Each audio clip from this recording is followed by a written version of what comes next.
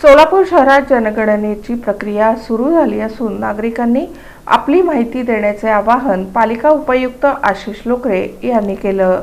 तब्बल 15 वर्षांनंतर राष्ट्रीय जनगणना करण्यात येत आहे। ही जनगणना कागदावर नाही तर डिजिटल असणार आहे। या जनगणनासाठी महापालिका स्तरावर एकूण 8 झोन सुधारित करण्यात आले आहेत। या प्रत्येक जणाला एक चार्ज ऑफिसर नियुक्त केला आहे। सुधारित झोनची रचनाही करण्यात आली आहे। प्रत्येक गटांमध्ये 150 कुटुंब राहणार आहेत। 2200 प्रगण गट आहेत। 10% एक्स्ट्रा ठेवण्यात आले आहेत। घर गणना आणि प्रत्यक्षात जनगणना असे 2 टप्पे करण्यात आले आहेत। मास्टर ट्रेनरचे प्रशिक्षण झाले आहे। 31 फील्ड ट्रेनर नेमण्यात आले असून त्यांचेही प्रशिक्षण सुरू आहे। फील्ड ट्रेनर हे डेमोसाठी दिनांक 8 व 11 एप्रिल रोजी संबंधित विभागात माहिती घेणार आहेत। लोकांनी त्यांना माहिती देऊन सहकार्य करावे असं आवाहन उपायुक्त लोकरे यांनी केले आहे। घर यादी आणि त्यानंतर जनगणना करण्यात येणार आहे। घरोघरी जनगणनेची प्रक्रिया साधारणतः पुढील महिन्यात सुरू करण्यात येणार आहे, असेही महापालिका उपायुक्त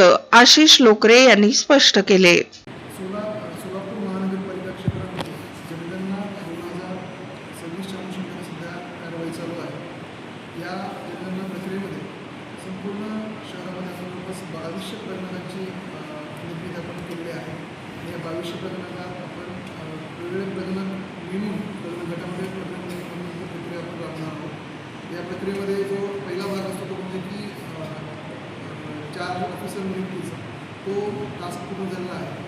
शहरामध्ये आपण 8 चार्ज ऑफिसर नेमलेले आहेत आणि 8 चार्ज ऑफिसर मार्फत पूर्ण प्रक्रियेचा आपण पार पाडणार आहोत। या प्रक्रियेमध्ये शहरभरामध्ये आपण 31 फील्ड ट्रेनर आणि सोबत 400 पर्यवेक्षकांची नियुक्ती केलेली आहे। या आणि जवळपास 2200 प्रगणक आणि 10%